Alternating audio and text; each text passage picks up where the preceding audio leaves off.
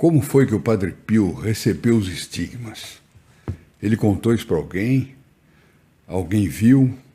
Alguém escreveu? Esse é o assunto de hoje do nosso vídeo a respeito de mais um episódio da história do Santo Padre Pio. E o que eu tenho aqui hoje para ler é a carta mais importante do Padre Pio. É a carta mais famosa na qual ele descreve ele mesmo o acontecimento da estigmatização. E é uma carta linda, porque ele escreve isso para o seu diretor espiritual.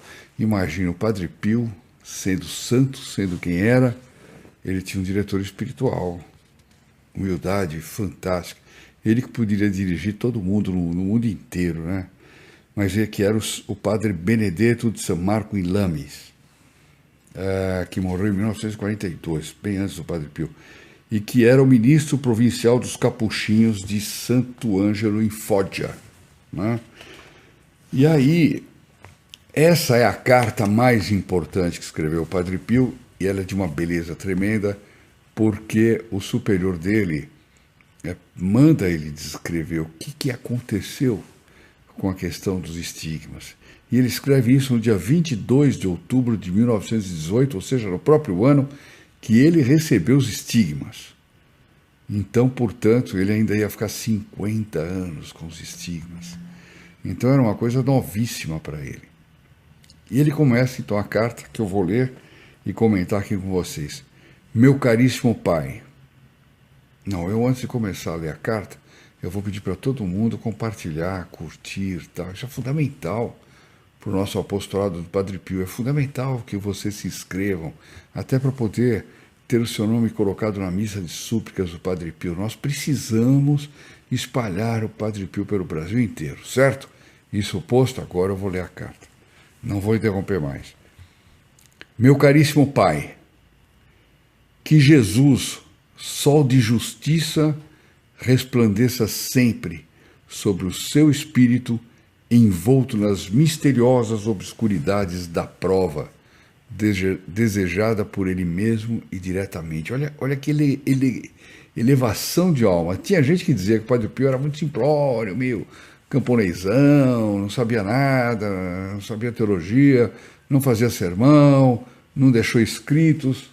E eu me lembro que, lendo uma passagem qualquer do seu processo de canonização, isso foi dito pelo advogado do diabo, mas o postulador da causa disse assim, essa simplicidade dele era uma prova do Espírito Santo, porque as coisas do Espírito Santo são simples. Aí está o Evangelho, que foi todo ditado pelo Espírito Santo, e é de uma forma simples, singela, fantástica. O Padre Pio era simples, mas olha que lindo, né? Que Jesus, sol de justiça, resplandeça sempre sobre o seu espírito, está dizendo isso para o superior dele, né? Nas misteriosas obscuridades da prova, quer dizer que ele via que o superior dele estava sendo muito provado. Ó Pai, por que estais assim tão angustiado, tão cheio de temores em seu espírito? Olha que coisa misteriosa, hein? Por que ele estava assim? Tranquilize-se, pois Jesus está com o Senhor e está contente pelo Senhor. Puxa, se o Padre Pio escrevesse uma carta para mim assim, Jesus está com você e ele está contente com você, eu não queria mais nada. Acho que você também não queria mais nada. Né? Aflige minha alma sabê-lo em tal sofrimento espiritual. Oh, quanto rezei e rezo pelo Senhor, a Nosso Senhor, que me faz sentir no coração que ele é para o Senhor sempre aquele que pôs as suas graças, as suas preferências, as suas predileções em sua direção. Quer dizer, Jesus te ama, sempre eu senti no meu coração que Jesus tinha pelo Senhor uma graça, predileção, colocou as suas preferências, né?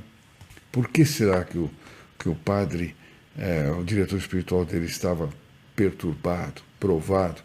Provavelmente era porque já começava a onda contra o Padre Pio, né, contra os capuchinhos. A onda contra os estigmas, pode ser, eu não conheço esse detalhe. Ele continua, como pode, portanto, persuadir-se de que Deus faça bramir as calamidades em torno ao Senhor e que o Senhor é em grande parte a causa delas? Ó Pai, não tema, por caridade, O Senhor não é de fato culpado deste bramir de tempestades. Nenhum temor deve ter por sua alma. Jesus está com o Senhor, que por ele é amado. Meu Deus, recebi isso aqui. Essa é toda a verdade diante de Deus. Acalme-se e deixe que o Senhor o prove como quiser, pois tudo conseguirá para a sua santificação. Quer dizer, fique tranquilo, aguente provas tremendas e abandone-se nas provas. Olha que lição para nós, né? A gente às vezes está com uma dorzinha no pé, começa, ai que provação, estou passando por uma provação tremenda, não durmo bem, ai que provação, tudo é provação, né? A gente vê o que eram as provas dos grandes santos, dos grandes místicos. Aí ele continua, não me calei da última carta, não, por falsidade, por falsa piedade, como o Senhor me repreendeu.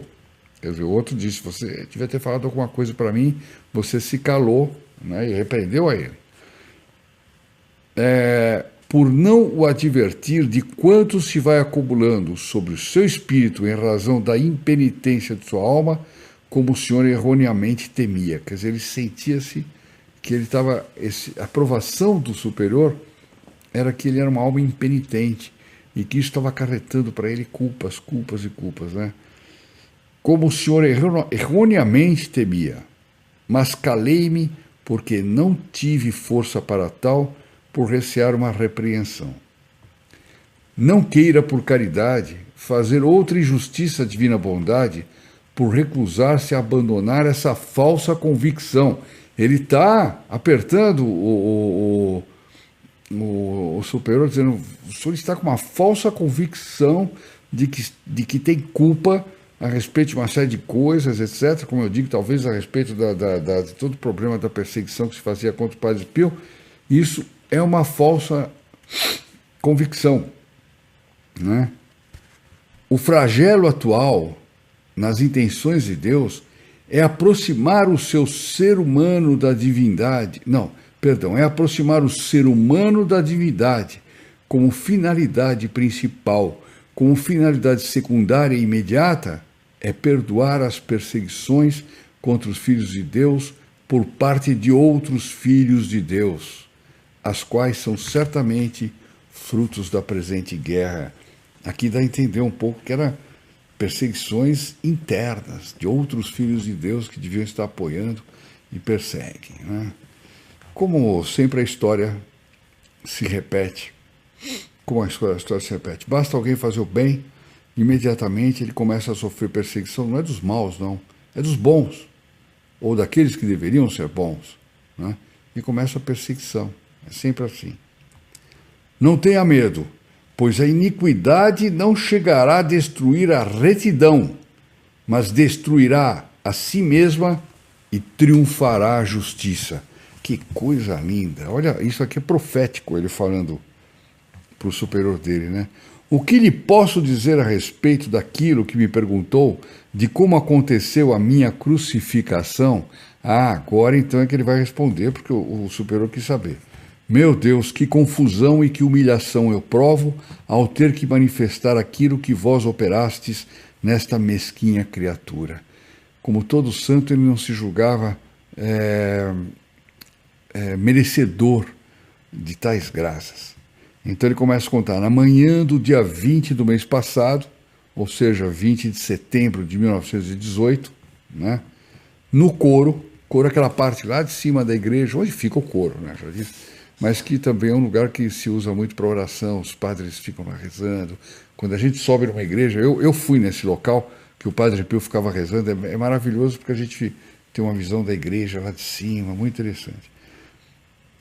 Então, no coro, depois da celebração da Santa Missa, fui surpreendido por uma modorra, semelhante a um doce sono.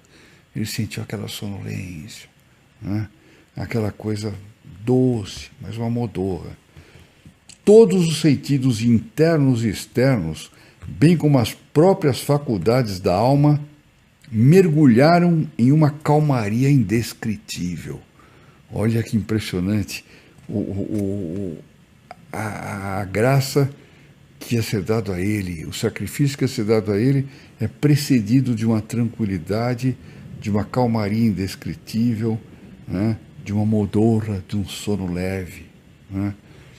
Vai na linha daquilo que as grandes coisas, Deus não faz barulho. Quando faz barulho não é de Deus.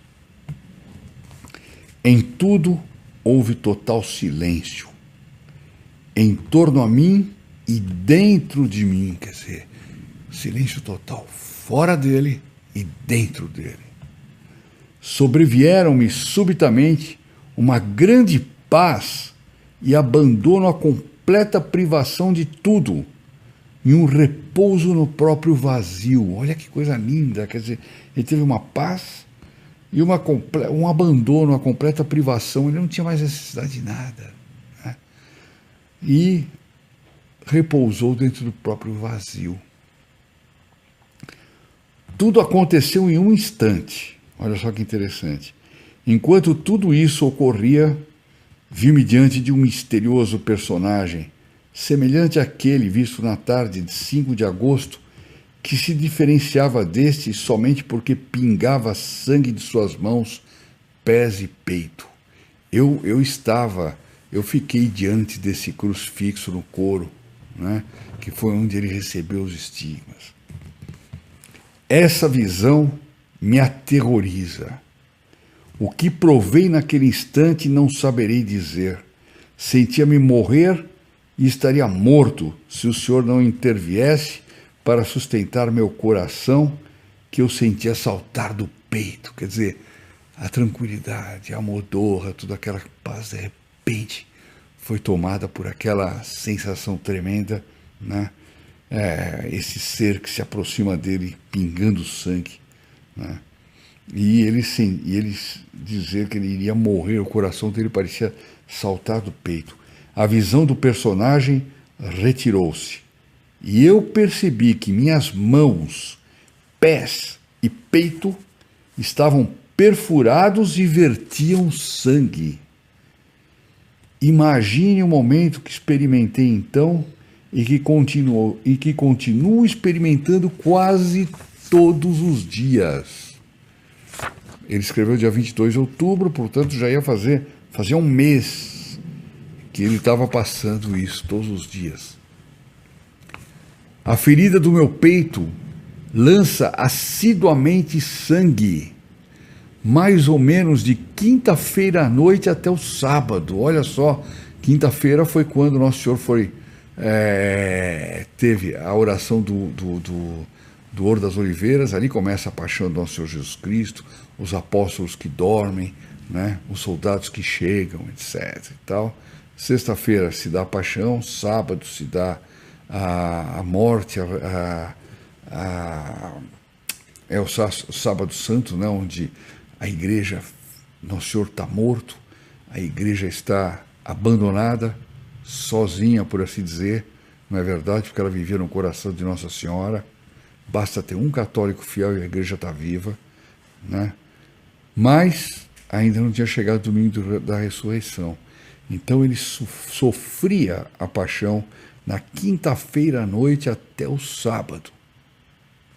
Meu Pai, eu morro de dor pelo tormento e pela confusão subsequente que eu provo no íntimo da alma. Olha só, além de ter as dores, ele tinha uma provação, não entendia aquilo.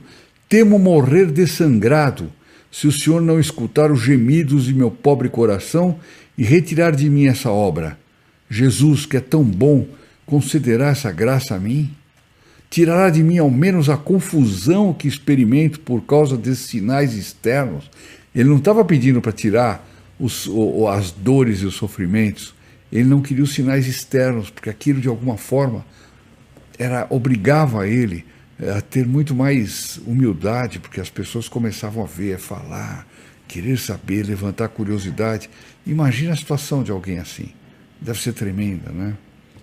Elevarei forte a minha voz a ele, e não desistirei de suplicar-lhe para que, por sua misericórdia, retire de mim não o tormento, não a dor, pois acho impossível e sinto querer inebriar-me de dor.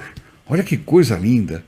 Eu quero me sentir ébrio de dor, né? Mas estes sinais externos que são para mim causa de confusão e de uma humilhação indescritível e insustentável. Olha que tremendo isso. Além das dores, Nosso Senhor dava essa prova para ele. Que coisa. O personagem do qual pretendia falar na minha carta precedente não é outro senão aquele mesmo que lhe falei em outra carta, a qual eu vi em 5 de agosto. Ele segue a sua obra sem descanso, com superlativo tormento de alma. Eu sinto interiormente um contínuo rumor, semelhante a uma cascata que derrama sempre sangue. Meu Deus, é justo o castigo e reto o vosso juízo, mas usai-me para a misericórdia. Domine, dir-vos-ei, sempre como o vosso profeta. Domine, nem furore tuo arguas me, neque in ira tua corripias me. A tradução disso aí é: Senhor, não me repreendas na tua ira, nem me castigue no teu furor. Imagina o que é a ira de Deus, o furor de Deus, a ira de Deus com os pecadores, com as almas que vão para o inferno, com as almas que aparecem em pecado mortal diante dele, no juízo particular. Meu Deus. Meu Pai, ele está encerrando a carta, meu Pai, agora que todo o meu interior já foi visto pelo Senhor, não deixe de fazer chegar a mim a palavra de conforto em meio a tão feroz e dura amargura. Rezo sempre pelo Senhor, pelo pobre Padre Agostinho, por todos. Abençoe-me sempre, seu afeiçoadíssimo filho, Frei Pio. Linda carta, uma carta de uma humildade fantástica, né? Nós não devemos espalhar isso? Claro que devemos espalhar isso. Nós temos obrigação de espalhar isso. O Padre Pio sofreu tudo isso para a nossa conversão. O Padre Pio disse que ele faria mais barulho depois de morto do que vivo. E é o que está acontecendo agora. Ele está se espalhando pelo Brasil, pelo mundo, né? Esse filme que está saindo, esse documentário do Padre Pio, que já rodou, creio que 29 países, e agora vai vir para o Brasil também. Meu Deus, que ocasião de conversão, de almas e mais almas, que ocasião de milagres, de curas, principalmente curas espirituais. Vamos nos preparar, vamos difundir o Padre Pio, por isso que eu insisto no compartilhamento, por isso que eu insisto nos que fazem parte do grupo Filhos Protegidos do Padre Pio, para quando chegar esse documentário aqui, nós temos muitas almas preparadas para encherem os cinemas e assistir esse documentário e sair de lá querendo mudar de vida profundamente, querendo uma mudança de vida, como aconteceu com o produtor do filme. Quando ele começou a ter contato com as histórias do Padre Pio, ele sentiu que ele precisava mudar de vida, né? O Padre Pio vai produzir esse efeito em todos os que assistirem esse filme. E nós, o que nós devemos fazer? Eu vejo pelos comentários: obrigado, eu precisava disso, obrigado, eu precisava disso. Nós devemos fazer a nossa parte, compartilhar. Nós devemos espalhar a devoção do Padre Pio, preparar o caminho para o Padre Pio. Vamos ser verdadeiros São João Batista que preparou o caminho de Nosso Senhor, né? Vamos nós sermos os preparadores do caminho do Padre Pio. E assim eu me despeço de todos e até a próxima.